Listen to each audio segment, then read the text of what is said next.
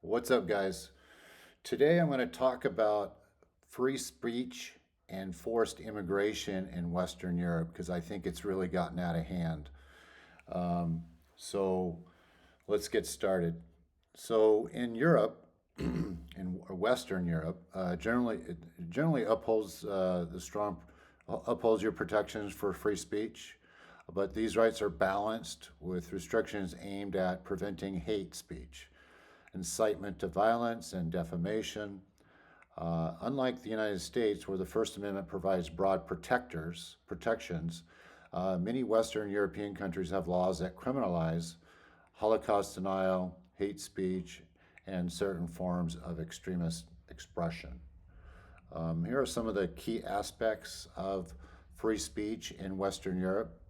We'll start out with legal protections. Okay, most Western European countries are signatories to the European Convention on Human Rights, which guarantees freedom of expression under Article 10. However, this right is subject to limitations as necessary in a democratic society. There are hate speech laws. Countries like Germany, France, and the UK have laws against hate speech, particularly concerning racism, anti Semitism, and Holocaust denial. For example, Germany bans Nazi symbols and Holocaust denial. I can kind of vouch for this. I was in Nuremberg probably about 10, 11 years ago, and I realized that Nuremberg is the site of a famous Hitler speech. And I kind of mentioned this at the hotel that I was staying at, and I got nothing. She would not acknowledge what I said. She would not even mention Hitler. And afterwards, I was like, someone told me, "Oh, you can't mention his name. You could go to jail, right? At least German citizens." And I'm like, "Oh, okay. Well, that makes sense." Okay. In France criminalizes speech that incites hatred or discrimination. The UK has laws against incitement to racial or religious hatred. Okay, so that breaks out some of it. Um, okay, so next I want to talk about forced immigration in Europe. Um, there's millions and millions of Middle Eastern, Africans migrating to Europe, and it's not natural. It's not, it's very forced. Most of them are asylum seekers, and they're not willing to integrate into their, you know, in their society. They want to keep their own culture, so they don't blend very well. So they clash in regards to religion and cultural values. So what I'll do is here I'll go over country-specific data. So Germany, 19.5% of the population is foreign-born, totaling about 16.5 million people.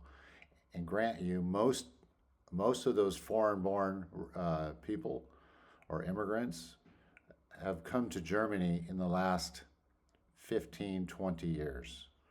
And really, 50% of them came just in the last couple of years. France, 13.1% foreign born, approximately 8.9 million individuals. And I think everyone has seen, the violence and the protests that are going on in Paris, right? Spain, 17.1% foreign born. That's around 8.2 million people.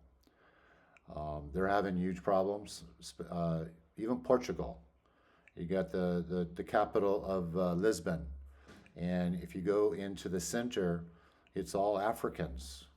They're setting up street street markets. They don't even have a kiosk. They just have blankets, and then and it's kind of it's unbelievable. So the locals, most of them are pissed off, right? But you got a few that go, oh, they have their right, but it's ruining their culture, right? Italy. 10.9% foreign born, about 6.4 million individuals. So I think that has stopped with the new conservative president. I do know, because I have a friend here in Minsk, Belarus. He's American, and he was trying to get. See, the deal is Italy would allow Americans or foreigners that have grandparents that were born in Italy to go ahead and get a passport and citizenship. But just as of just a couple weeks ago, they ended that program. So they're really trying to stop immigration. I think they went a little too far, on grandparents being born in Italy and not allowing their grandchildren to be a resident or have a passport. But it is what it is. Sweden, 20.4% foreign born, totaling approximately 2.1 million people, right? And I think I could be wrong, but I think I read a stat where 1 in 5 Swedish women have been raped, right? That's unbelievable. I mean, that's like if you have 20 women in the room, that means 5 of them have been raped. That's unfathomable to me. I can't understand that. But anyways, well, that's all part of they have no respect for other cultures, right? And the government is allowing them to do this, which is unbelievable to me. So, Austria, 21.6% foreign born, and that's around 2 million individuals that are foreign born in Austria. So, those are the trends. Let me share something else. You got between 2010 and 2013, approximately 1.4 million non-EU nationals immigrated to the EU annually through regular means, asylum, organically. That's a lot. I mean, because basically Europe is about the same size as the United States, and we've been, Biden has been letting in over 1 million illegal immigrants every year. Fortunately, that has stopped. But anyways, in 2021, 2.26 million people migrated to the EU from other continents, while 2.5 million people left the EU, either moving elsewhere globally or relocating within EU countries. So, let's see here. Let's discuss economic impact, right? For example, Spain. Spain's economy has benefited from the immigration with foreign workers, filling 45% of the new jobs since 2022, now comprising of 13% of the workforce. This influx has contributed to a 3% economic growth, surpassing the Eurozone's 0.8% and the US's 2.8. Do I think it's worth it? No, I don't. I don't think it's worth it. That's my opinion. Because when I go to different countries, I've been to 30 different countries, and I think, the reason why I go to a different country is I want to experience their culture, right? I don't do, tourist tours, with other foreigners. I try to blend with the locals and talk with the locals and understand their customs and cultures. But these days, I think most of the European countries are losing their culture, and that's very sad, very sad. Okay, so let's go back to free speech. I want to go over some of the notable cases of free speech related arrests.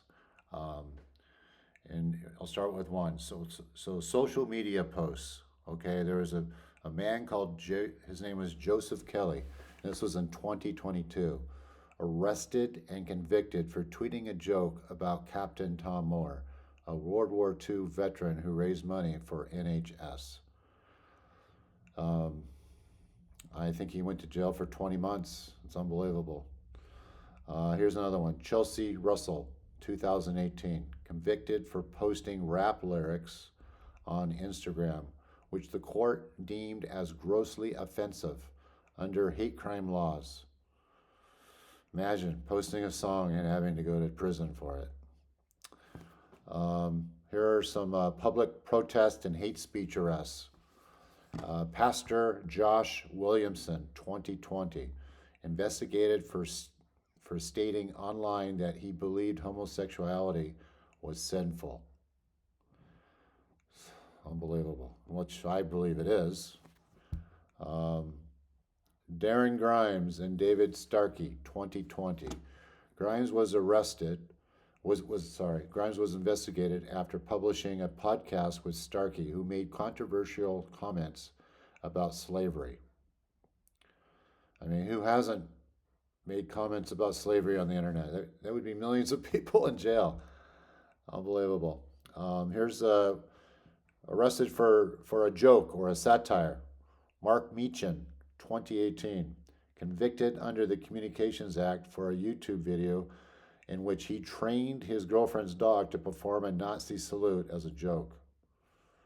I mean, I wouldn't do that. Do I think he needs to go to jail for it? No. I mean, I don't know how old he was, but who hasn't done some stupid stuff when you're younger? And again, it's a joke. Misgendering and online harassment. Here's one with Kate Scottow, 2019, arrested and fined for misgendering a transgender activist on Twitter. Oh my God. Can you imagine?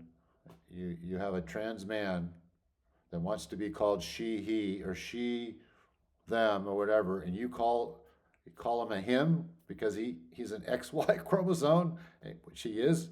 He is a male, and you have to go to jail for that. Okay, so now that I've talked about free speech and forced immigration in Western Europe, let's talk about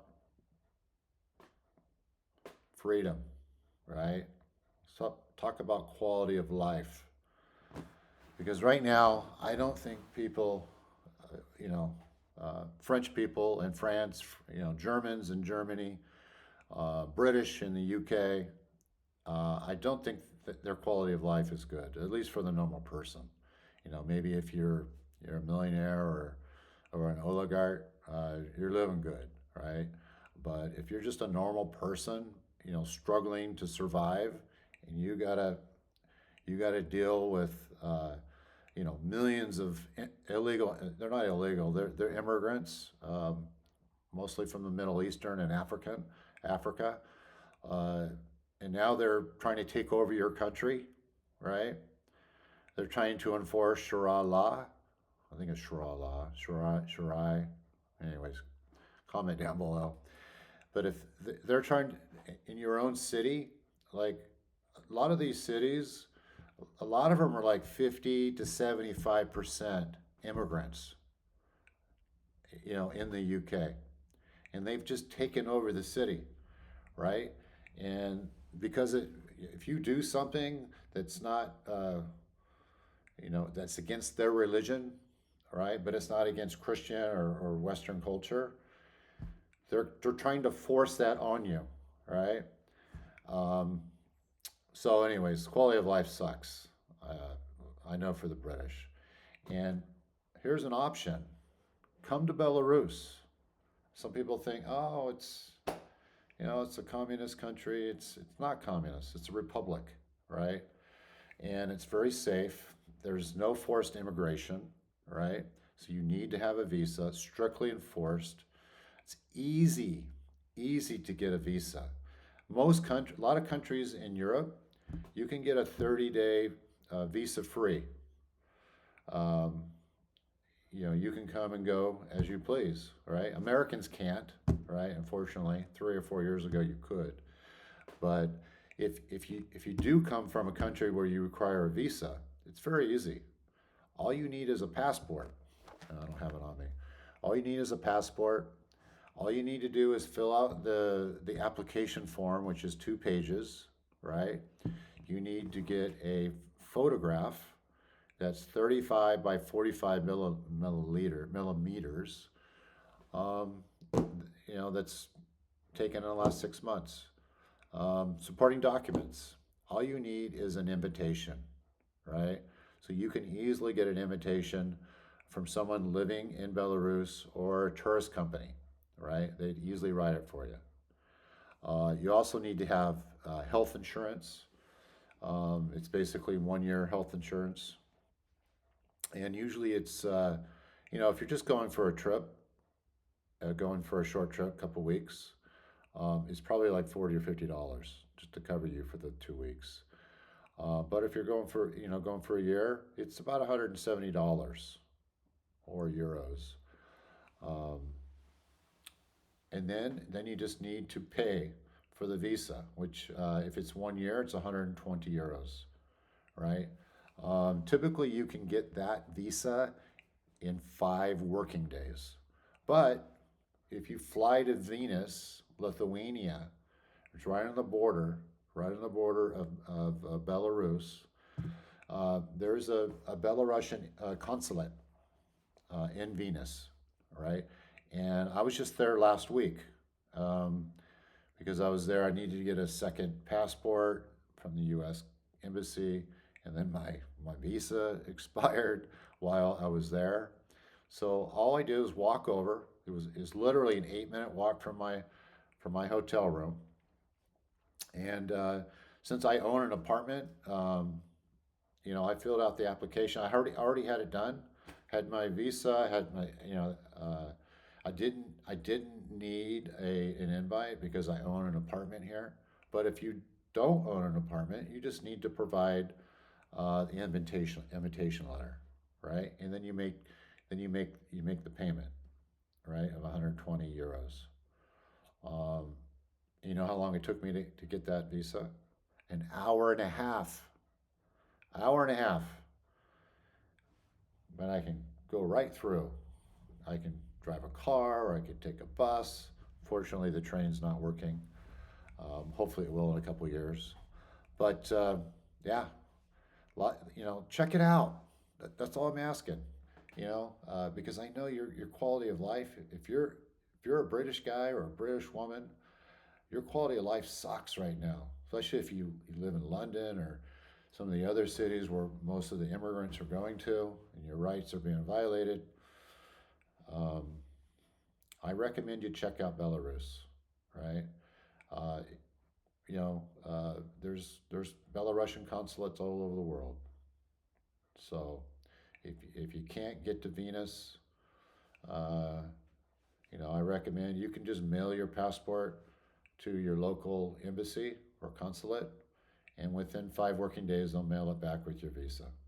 So, anyways, that's all I got. That's all I got. I'm sorry for rambling, but I just had that on my chest. I needed to get off.